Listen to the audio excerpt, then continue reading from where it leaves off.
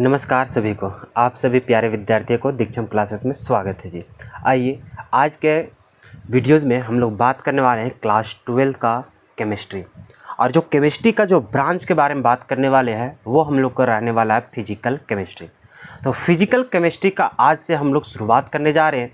ये जो सेशन आप सभी को लिया जा रहा है या फिर ये जो वीडियोज़ आप सभी को मिल रही है, ये इसमें आप सभी को जानकारी होना ज़रूरी है कि ये वीडियो किस प्रकार से होने वाला है। वैसे विद्यार्थी जो लोग फुल सिलेबस को पढ़ चुके हैं, जो चाहते हैं कि हम कम समय में अपने चैप्टर्स का रिवाइज करा लें, तो वो सारे विद्यार्थी इस लेक्चर्स को फॉलो करेंगे। दूसरा, वैसे विद्यार्थी इस वीडियोस को फॉलो करेंगे जो अभी तक कुछ भी नहीं पढ़े हैं। साथ ही साथ उन लोगों के पास अब समय ज़्यादा नहीं है, वो पहले कहीं दूसरे जगह पढ़ रहे थे, ऑफलाइन ऑनलाइन या फिर कॉलेजेस वगैरह में या स्कूल्स वगैरह इस सब में कहीं पर भी पहले से स्टडी कर रहे थे, बट वहाँ पे उतना बेहतर तरीक़ा से नहीं पढ़ाया गया जिससे उनका कंसेप्ट क्लियर नहीं हो पाया। अब उनके पास बहुत कम समय बचा हुआ है और उन्हें बोर्ड एग्ज़ाम में बहुत बेहतरीन प्रदर्शन करना है और चीज़ों को सीखते हुए भी चलना है। तो वे सारे विद्यार्थी हमारे साथ जुड़ करके इस वीडियोज़ की लाभ ले सकेंगे। आप सभी का अभी भी बहुत ज़्यादा समय बचा हुआ है। इन सभी बचे हुए समय में आप सभी लोग बहुत बेहतरीन कर सकते हो। हमारा 5 साल का रिकॉर्ड रहा है कि हम अपने विद्यार्थियों को सबसे बेहतरीन रिजल्ट्स दिलाने का यहाँ पे वो किताब जीत चुका हूँ। ठीक है, आप सभी लोग प्रमाण भी देख चुके होंगे। तो आप सभी लोग मुझ पर बस इतना भरोसा रखना कि खैर हम लोग अपना समय भले ही वेस्ट कर दिए, बट अभी भी हमारे पास बहुत अच्छा समय है कि हम सर से जुड़े हैं। तो बस अब आप लोग को इतना ही करना है कि जिस प्रकार से मैं आप सभी को वीडियोस को फॉलो करने बोलूँगा, जितना कुछ करवाने वाला हूँ वो हर एक चीज़ आप सभी को फॉलो करते हुए चलना है। अब आपको ये नहीं सोचना है कि हमें और क्या पढ़ना है, हमें वही पढ़ना है जो अमित सर पढ़ा देंगे। समझ रहे हो? बस इतना करते हुए चलोगे, तुम्हें ना बोर्ड एग्जाम में दिक्कत होगी, ना ही तुम्हें रिवाइज करने में दिक्कत होगी, ना ही तुम्हें कॉन्सेप्ट को सीखने में दिक्कत होगी। मैं हर एक चीज़ को कवर करते हुए चलूँगा। ठीक है। और यहाँ पे वैसे विद्यार्थी जिनका सिर्फ और सिर्फ बोर्ड एग्ज़ाम का टारगेट है, उनका तो बहुत सुनहरी मौका है ये चीज़। क्यों? क्योंकि ये जो वीडियोस डाला जा रहा है, ये जो वीडियोस बनाया जा रहा है, आज से जिसका रिकॉर्ड कर रहे हैं, ये वीडियोस सिर्फ और सिर्फ हम लोग बोर्ड एग्ज़ाम को पर्पस को लेकर के ही चल रहे हैं। यहाँ पर हम लोग और भी कम्पिटिटिव एग्ज़ाम को टारगेट करके नहीं चल रहे हैं। ना ही हम लोग CUT का, ना ही हम लोग JEE का, और ना ही हम लोग नीट का। हाँ, ये बात सही है कि हम लोग जिस टॉपिक को टच करेंगे उससे सवाल बनना स्टार्ट हो जाएगा तुम्हारे हायर स्टडीज़ में भी।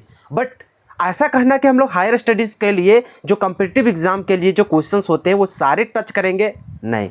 उसके लिए हमारा एक अलग सा बैच चल रहा है जिसमें हम लोग ऑलरेडी ये सारा चीज़ को पढ़ाई कर रहे हैं, जिसमें हम लोग JEE, नीट, CUT, बोर्ड सब कुछ हम लोग मिक्स करके पढ़ रहे हैं, जो हम लोग टारगेट बैच में उसे कवर कर रहे हैं। तो वहाँ पर तो सारा कुछ स्टडी करवाया ही जा रहा है। लेकिन ये दूसरा बैच है, ये हमारा संकल्प बैच है। ये संकल्प बैच में हम लोग यही संकल्प लेकर के चलते हैं कि हमारा बोर्ड एग्ज़ाम में बेहतरीन से बेहतरीन रिजल्ट्स आवे। 100 नंबर पे हमारा 95 नंबर, 96 नंबर, 97, 98, 99, 100 में 100 हम लोग लाने की कैपेसिटी रखे, उस मुकाम तक हम लोग पहुँच सके।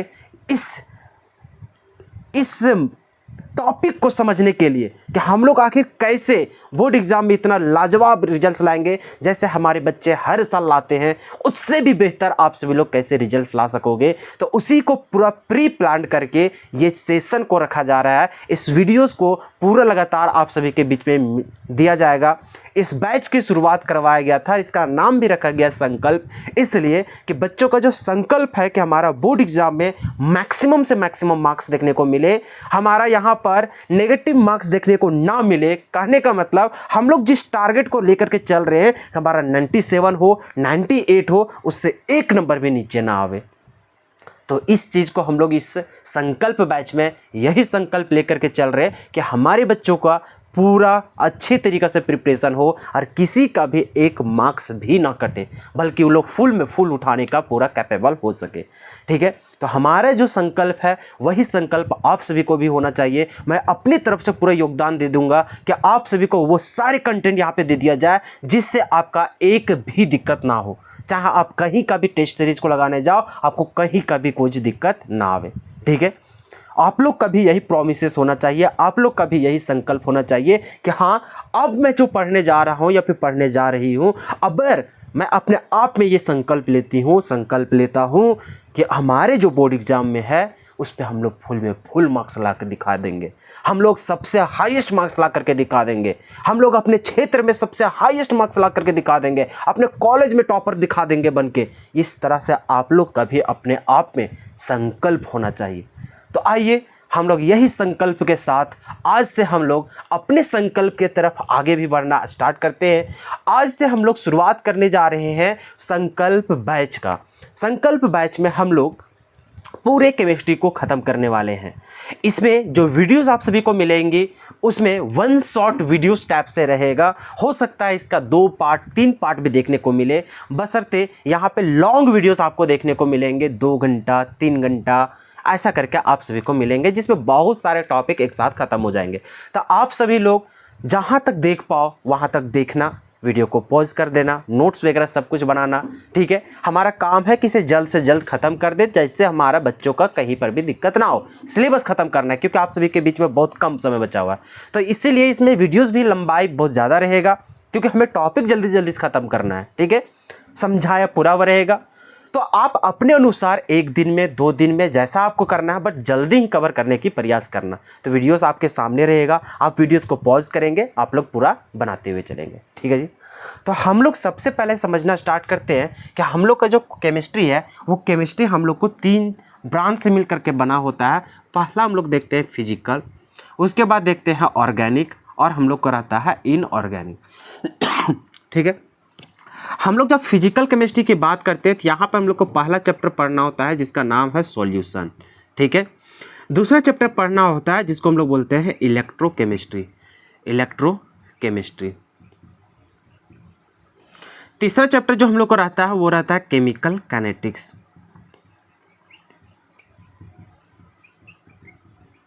ठीक है, वही हम लोग ऑर्गेनिक की बात करते हैं तो ऑर्गेनिक में क्या रहता है जी, तो पहला हम लोग को रहता है haloalkanes and haloarenes. उसके बाद हम लोगों के पास पढ़ना है एल्कोहल, फिनॉल एंड ईथर। उसके बाद जो हम लोग को नेक्स्ट चैप्टर पढ़ना है वो रहेगा aldehyde, ketone and carboxylic acid.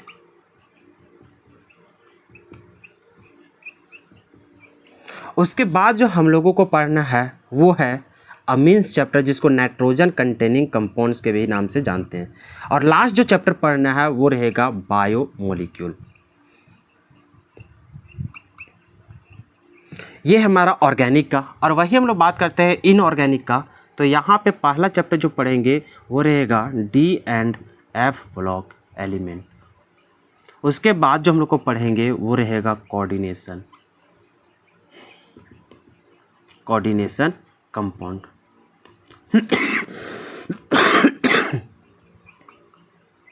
ठीक है, तो हम लोग को टोटल मिला करके 10 चैप्टर्स है, जिसमें से फिजिकल है इसमें 3 चैप्टर कंटेन है। फिर इनऑर्गेनिक की बात करते हैं तो यहाँ पर 2 चैप्टर, और इसकी बात करते हैं तो यहाँ पर हम लोग को 5 चैप्टर देखने को मिल रहा है। तो ये सारे चैप्टर्स को हम लोग कवर करेंगे इसी प्रकार से। ठीक है, हम लोग PYQ को भी डिस्कस करेंगे, हम लोग टेस्ट सीरीज भी यहाँ पे दिया जाएगा, साथ ही साथ आप सभी को पूरा इंपॉर्टेंट क्वेश्चंस वगैरह सब कुछ यहाँ पे अवेलेबल है, A to Z। मतलब आपको पूरा सिर्फ फॉलो करना है, इस बैचेस को पूरा फॉलो करना है भाई। जितना कुछ यहाँ पे आप सभी को अवेलेबल कराया जाएगा, हर एक चीज़ आपको अवेलेबल जो भी रहेगा उसे आपको फुलफिल करना है अपने आप में। उतना कर लिए तुम्हारा बोर्ड एग्ज़ाम में किसी का भी हिम्मत नहीं है जो तुम्हारा 1 मार्क्स भी डिक्रीज कर सके।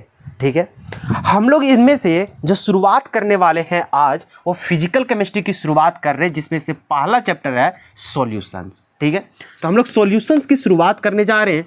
अब देखते हैं कि सॉल्यूशन चैप्टर जो हमारा पहला चैप्टर होता है, इस चैप्टर में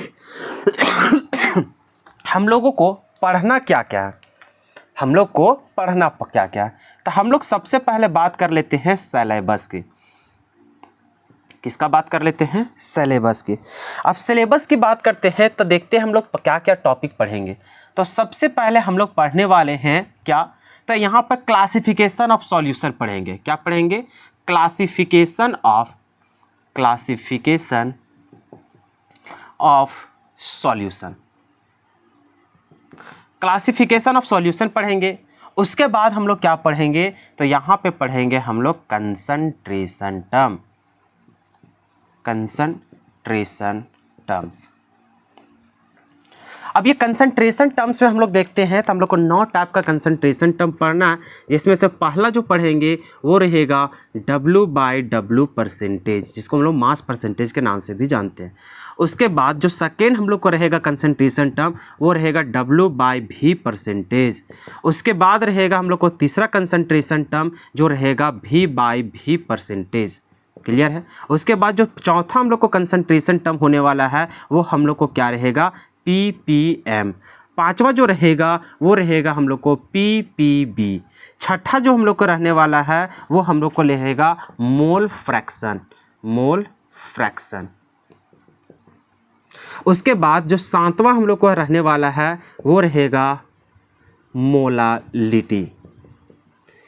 आठवां जो रहेगा वो हम लोग को रहेगा मोलारिटी। और सबसे लास्ट जो रहेगा 9th नंबर वो रहेगा नॉर्मालिटी। बस इतने सारे टॉपिक्स हम लोग को पढ़ना है कंसंट्रेशन टर्म, ठीक है। अब वही हम लोग बात करते हैं नेक्स्ट टॉपिक की, ठीक है। नेक्स्ट जो हम लोग को सिलेबस में पढ़ना है, जैसे हम लोग कंसंट्रेशन टर्म को ख़त्म करेंगे फिर हम लोग को पढ़ना है कॉलिगेटिव प्रॉपर्टी को। किसको हम लोग को पढ़ना है, कॉलिगेटिव प्रॉपर्टी को।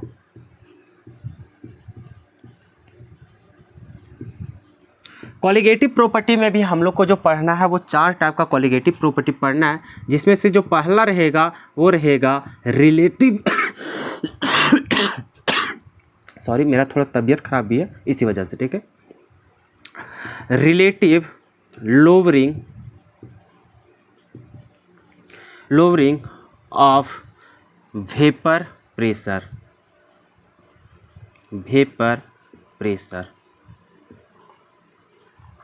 उसके बाद सेकेंड जो हम लोग को पढ़ना है वो पढ़ना है एलिवेशन ऑफ बॉइलिंग पॉइंट।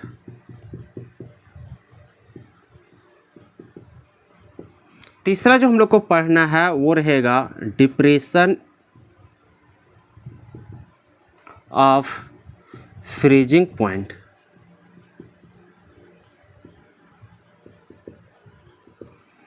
चौथा जो हम लोग को रहने वाला है और लास्ट वो रहेगा ऑस्मोटिक प्रेशर।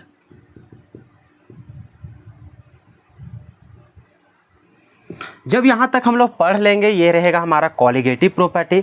इसमें से एक चीज़ हम लोग को एरर हो जाता है साइंटिस्ट के लोगों के द्वारा, जो हम लोग को एक्सपेरिमेंटल और हम लोग को थियोरिटिकल एक दूसरे में मैच नहीं हो पाता है। तो इस चीज़ को करेक्शन करने के लिए हमारे पास एक साइंटिस्ट आते हैं जिनका नाम होता है वान हॉफ। क्लियर है। तो वहाँ से हम लोग को एक जानकारी मिलता है वान हॉफ फैक्टर के बारे में, जिसको हम लोग आयोटा से दिखाते हैं, आई से रिप्रेजेंट करते हैं, ठीक है। अब उसी को हम लोग मल्टीप्लाई करेंगे और वहाँ से हम लोग को सभी चीज़ें सही होगा। तो वहाँ से टॉपिक का एक जो नाम होता है उसको बोलते हैं एबनॉर्मल मोलर मास या फिर एबनॉर्मल कॉलिगेटिव प्रॉपर्टी। तो हम लोग इसे डायरेक्ट बोल सकते हैं एबनॉर्मल कॉलिगेटिव प्रॉपर्टी के भी नाम से। तो वो चीज़ हम लोग यहाँ पर पढ़ने वाले हैं। एबनॉर्मल मोलर मास ही लिख देते हैं यहाँ पर, ठीक है। इतना सारा कुछ पढ़ने के बाद तब हम लोग क्या देखेंगे, तो सर हम लोग देखेंगे यहाँ पर हेनरीज लॉ। उसके पहले देखेंगे सॉल्युबिलिटी वगैरह। उससे पहले हम लोग देखेंगे पूरा वेपर प्रेशर, ये सब यहीं पे चलेगा, बहुत सारा कहानी। तो मोटा मोटी हम लोग बात यहाँ पे लिखते हैं कि नॉर्मल और एबनॉर्मल पढ़ने के बाद हम लोग डायरेक्ट पढ़ेंगे क्या चीज़, सॉल्युबिलिटी। सॉल्युबिलिटी पढ़ने के बाद हम लोग करेंगे क्या चीज़, हेनरीज लॉ। इतना पढ़ने के बाद तब लास्ट में हम लोग को एक टॉपिक रहता है जिसको हम लोग बोलते हैं एजियोट्रॉपिक मिक्सर। हालांकि ये टॉपिक से हम लोग को सवाल कभी पूछता नहीं। तो मोटा मोटी हम लोग का ये सारा सिलेबस होने वाला है पहला चैप्टर में। आपको बता देना चाहते हैं कि पहला चैप्टर जो सॉल्यूशन चैप्टर है ये आपका फुल मार्क्स 10 मार्क्स का होने वाला है। कभी 8 मार्क्स का पूछता है, कभी 9 मार्क्स का, कभी 10 मार्क्स का भी पूछ देता है। तो पिछले साल की हम लोग बात करें तो वहाँ पे हम लोगों को जो पूछा गया है वो 9 मार्क्स का सवाल पूछा गया है, जिसमें से 1 मार्क्स का ऑब्जेक्टिव पूछता है, 1 मार्क्स का एक्सप्लेन करने के लिए, शॉर्ट नोट्स लिखने के लिए, ठीक है। उसके बाद 5 मार्क्स का हम लोग को न्यूमेरिकल देखने को मिलता है। तो इस प्रकार से इसका स्थान है, कभी कभी 3 मार्क्स में भी चला जाता है, जिसमें से डेफिनेशन, डिफरेंस ये सब लिखने के लिए आ जाता है। वो समय रहते हैं हम हर एक टॉपिक में आप सभी को बताते चलेंगे कि किससे किस प्रकार का सवाल पूछता है। तो ये रहा हम लोगों का सिलेबस। आप सभी लोग वीडियोज़ को पॉज करें और इसे लिख लें, ठीक है, क्योंकि आप नोट्स बना रहे हैं। जब तक आप इस सभी चीज़ों को लिखेंगे नहीं तब तक आपको फील नहीं होगा, ठीक है। तो ये रहा आप सभी का सिलेबस। अब क्या सर इतना ही चीज़ से पढ़ना है? नहीं, इसके अलावा भी बहुत कुछ पढ़ना है। जो हम लोग को ये सब मेन टॉपिक है, ये सब हम लोग को हेडलाइन है, इसके अंदर भी कुछ कुछ सब टॉपिक्स होते हैं जो हम लोग वहीं पे लिखवाते हुए चलेंगे, ठीक है। तो ये चीज़ यहाँ पे लिखने की ज़रूरत नहीं, ये हम लोग को मेन टॉपिक है जो इतना पढ़ना है। इसके अंदर भी छोटे छोटे टॉपिक्स होंगे, ठीक है। तो हम लोग जो शुरुआत करने वाले हैं वो शुरुआत करेंगे क्लासिफिकेशन ऑफ सॉल्यूशन से, ठीक है। यहाँ तक आई होप कि आप सभी लोग लिख पाए होंगे। चलिए फिर हम लोग बात करते हैं एक एक करके पूरा। तो पहला जो टॉपिक हम लोग पढ़ने वाले हैं वो क्लासिफिकेशन ऑफ सॉल्यूशन पढ़ेंगे। तो सबसे पहले हम लोग जान लेते हैं ना आखिर ये सॉल्यूशन होता क्या है। तो सॉल्यूशन हम लोग बोलेंगे डायरेक्ट कि 2 या 2 से अधिक चीज़ों का मिश्रण होना, 2 या 2 से अधिक सब्सटेंसेस का आपस में मिश्रण होना। लेकिन वो जो मिश्रण होगा ना, वो मिक्सर जो होगा वो होमोजीनियस मिक्सर होना चाहिए, हर जगह समान देखने को मिले, एक जैसा देखने को मिलेगा। ऐसा नहीं कि यहाँ पे कुछ और घुला है, यहाँ पर कुछ और घुला है, वहाँ पर कुछ और घुला है, नहीं। अगर वो घुल रहा है तो हमेशा एक साथ घुलेगा, एक जैसा ही कंसंट्रेशन हर जगह देखने को मिलेगा, सांद्रता वो सभी चीज़ों का एक जैसा ही देखने को मिलेगा। क्लियर है यहाँ तक? तो हम लोग बोलेंगे कि 2 या 2 से अधिक सब्सटेंसेस का होमोजीनियस मिक्सर को ही हम लोग क्या बोलते हैं? सॉल्यूशन बोलते हैं। अगर सिर्फ मिक्सर बोल दोगे तो कभी सॉल्यूशन नहीं होगा। सॉल्यूशन होने के लिए जरूरी है कि वो हर एक जगह एक समान जैसा दिखाई देना, तभी उसको बोलेंगे सॉल्यूशन। अब वहाँ पे जो 2 या 2 से अधिक सब्सटेंसेस का जो मिक्स कर रहे हैं वो सभी आपस में कोई रिएक्शन नहीं करना चाहिए। उन लोग कभी भी आपस में ये नहीं कि पहले चीनी डाले, पानी डाले, तो सॉल्यूशन में जाने के बाद वो चीनी पानी का गुण छोड़ करके कुछ और ही बना दे, ऐसा नहीं होगा। अभी जा करके उस सॉल्यूशन में देखोगे तुम्हें चीनी ही दिखाई देगा, पानी ही दिखाई देगा, वही है, चीनी का चीनी है, पानी का पानी है, अभी भी उसका गुण खत्म नहीं हुआ है। तो यही हम लोग बोलेंगे कि 2 या 2 से अधिक नॉन रिएक्टिंग सब्सटेंसेस का मिश्रण को ही हम लोग क्या बोलेंगे? तो सॉल्यूशन के नाम से जानेंगे। तो वही चीज यहां पे लिखा हुआ है कि द होमोजीनियस मिक्सर ऑफ 2 और more than 2 non reactive substances is called solution. कि 2 या 2 से अधिक सब्सटेंसेस का होमोजीनियस मिक्सर को ही हम लोग क्या बोलते हैं? सॉल्यूशन कहते हैं। अब सॉल्यूशन बनता कैसे है? सर हम लोग 9th से ही पढ़ते आ रहे हैं कि एक सॉल्यूट होता है, एक सॉल्वेंट होता है। सॉल्यूट किसको बोलते हैं? सॉल्यूट उस सब्सटेंस को बोलते हैं जिसका अमाउंट उस सॉल्यूशन में कम होता है, और जो सब्सटेंस का अमाउंट सॉल्यूशन में ज़्यादा होता है उसको सॉल्वेंट बोलते हैं। जैसे हम लोग शरबत बनाते हैं तो उसमें चीनी डालते हैं, कम डालते हैं तो वो सॉल्यूट हो गया। जब शरबत बनाते हैं तो वहाँ पे पानी ज़्यादा डाला रहता है तो उसको हम लोग सॉल्वेंट बोलते हैं। बस जो कम अमाउंट में प्रेजेंस रहे उसको सॉल्यूट, जो ज़्यादा हम लोग अमाउंट में रहे उसको सॉल्वेंट। क्लियर है यहाँ तक? हाँ सर क्लियर है। और सॉल्यूट और सॉल्वेंट को मिलाने से ही हम लोग को क्या बनता है? सॉल्यूशन बनता है। ठीक है जी, हम लोग देखना स्टार्ट करने जा रहे हैं क्लासिफिकेशन ऑफ सॉल्यूशन। अब यहां पे देखते हैं क्लासिफिकेशन किस बेसिस पे किया गया सॉल्यूशन का। पहला देखने जा रहे हैं वो है on the basis of solvent, कि सॉल्वेंट क्या लिया गया है। तो अगर यदि सॉल्यूशन बनाने के समय सॉल्वेंट जो लार्ज अमाउंट में लिया जा रहा है, अगर वो पानी लिया गया है, क्या लिया गया है? पानी, वाटर, तो हम लोग बोलेंगे वैसे सॉल्यूशन को एक्वस सॉल्यूशन। क्या बोलेंगे? Aqueous solution. एक्वा का मतलब ही होता है पानी, तो एक्वस सॉल्यूशन मतलब वैसा सॉल्यूशन जहां पे पानी अवेलेबल हो। अरे भैया पानी अवेलेबल हो हम लोग डायरेक्ट क्या बोलेंगे, सॉल्वेंट पानी अवेलेबल हो। तो हम लोग यहाँ पे वही लिख रहे हैं कि on the basis of solvent, पहला एक्वस सॉल्यूशन। एक्वस सॉल्यूशन किसको बोलते हैं, व्हेन वाटर इज प्रेजेंट या फिर water is taken as solvent, कि जब वाटर को क्या लिया गया हो, सॉल्वेंट के रूप में लिया गया हो, तो वैसे सॉल्यूशन को क्या बोलेंगे, एक्वस सॉल्यूशन।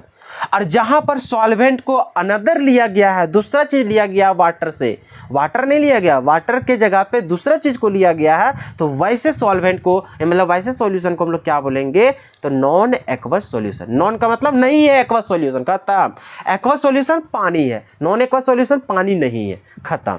ठीक है, लिख लो इतना, फिर हम लोग आगे बात करते हैं। अब देखो सेकेंड जो हम लोग देखने जा रहे हैं क्लासिफिकेशन या फिर बोलो उसको टाइप्स सॉल्यूशन का, तो दूसरा हम लोग देखने जा रहे हैं on the basis of nature of solute and solvent, कि सॉल्यूट का नेचर कैसा है और सॉल्वेंट का नेचर कैसा है। जैसे नेचर, अरे वो 3 स्टेट में तो रह ही सकता है, कैसे कैसे, तो वो या तो फिर गैस अवस्था में, चाहे वो लिक्विड अवस्था में, या फिर वो सॉलिड अवस्था में रहेगा। तो कैसा अवस्था वाला तुम चीज़ को मिला रहे हो सॉल्यूशन बनाने में, तो उस नेचर वाइज से क्या किया गया है, 9 टाइप में इसको क्लासिफाई किया गया है। कैसे, देखो सबसे पहले हम लोग बात करते हैं टाइप ऑफ सॉल्यूशन, फिर यहाँ सॉल्यूट क्या लिए हैं, सॉल्वेंट क्या है, इसका एग्जाम्पल क्या है।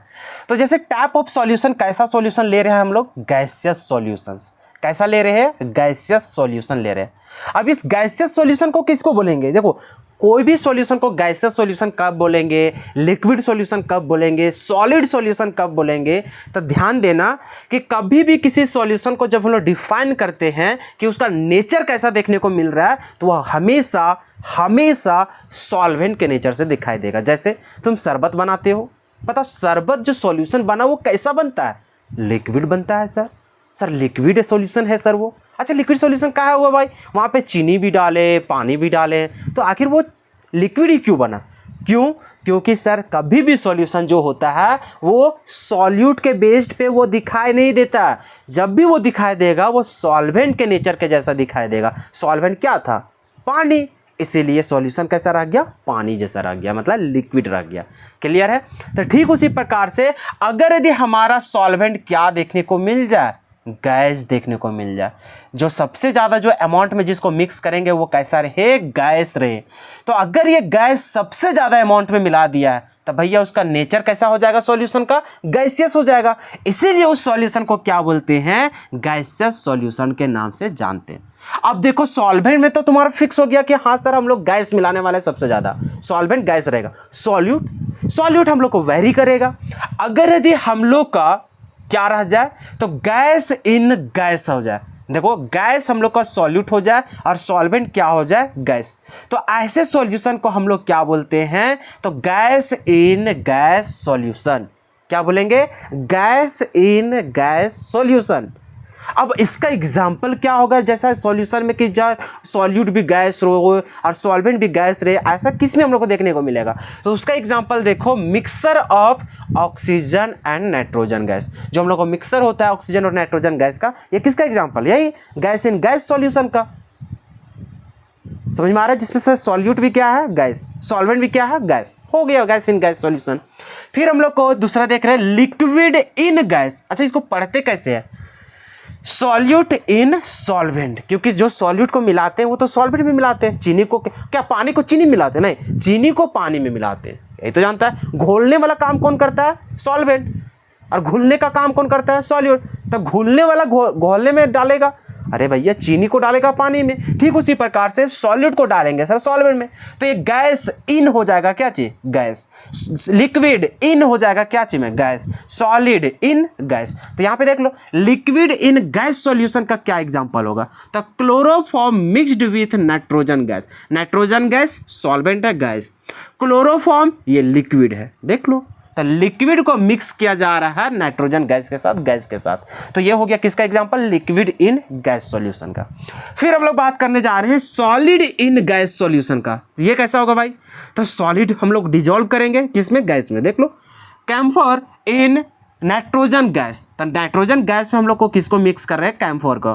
क्लियर आता है। तो भैया ये क्या है, सॉलिड, ये सब क्या है, गैस, हो गया सॉलिड इन गैस। तो कभी भी अगर एग्जांपल देखो यहाँ से सवाल पूछता है, 2024 में भी सवाल पूछा था, क्या पूछा था, तो इसी प्रकार से पूछ देगा कि बताओ तुम्हारा सॉल्यूशन है liquid in solid, solid in liquid, solid in gas, कुछ भी दे देगा ये 9 टाइप में से। बोल देगा कि इस टाइप का है, बताओ इसका एग्जाम्पल कौन होगा। चारों ऑप्शन में चूज करना होगा। तो वहां से तुम्हें पहचानने की तरीका समझ में आना चाहिए, ठीक है। अभी क्वेश्चंस भी करवा देंगे, तुम्हें समझ में आ जाएगा। अब हम लोग देखने जा रहे हैं लिक्विड सॉल्यूशन। अच्छा, लिक्विड सॉल्यूशन किसको बोलेगा? जहां पे सर सॉल्वेंट क्या हो, लिक्विड हो। देख सकते हो लिक्विड में क्या, मतलब कि सॉल्वेंट में क्या है, सिर्फ और सिर्फ लिक्विड है। तो अब इसका भी टाइप हम लोग को बदल जाएगा। अब इसको बोलेंगे गैस इन लिक्विड, कि जब सॉल्यूट गैस रहे, सॉल्वेंट लिक्विड रहे, तब इस प्रकार के सॉल्यूशन को क्या बोलते हैं? Gas in liquid. इसका example sir, oxygen dissolve in water. Water पानी है और पानी में डिजॉल्व क्या है? तो वो ऑक्सीजन है, और ऑक्सीजन गैस है। तो देखो गैस को डिजॉल्व कर रहे हैं पानी में, मतलब गैस इन लिक्विड। तो वही हो गया gas in liquid.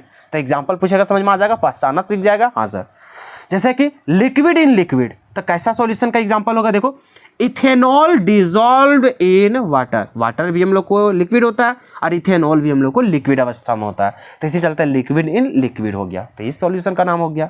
Solid in liquid solution का एग्जांपल, तो सर सॉल्यूट तो हम लोग को सॉलिड होगा। देख लो, ग्लूकोज। ग्लूकोज तुम लोग ग्लूकोन डी वगैरह सब पिया होगा, खाया होगा, तो वहां पे तुम लोग देखा है कि ग्लूकोन डी तो एक सॉलिड ही होता है। तो देखो, ग्लूकोज को डिजॉल्व किया जा रहा है किसमें? वाटर में। तो पानी हो गया लिक्विड, ग्लूकोज हो गया सॉलिड, तो सॉलिड इन लिक्विड। देखो एग्जांपल समझ में आ रहा है। फिर हम लोग चल रहे हैं सॉलिड सॉल्यूशन। अच्छा, सॉलिड सॉल्यूशन किसको बोलेगा? जिसके पास सर सॉल्वेंट हो हम लोग को सॉलिड।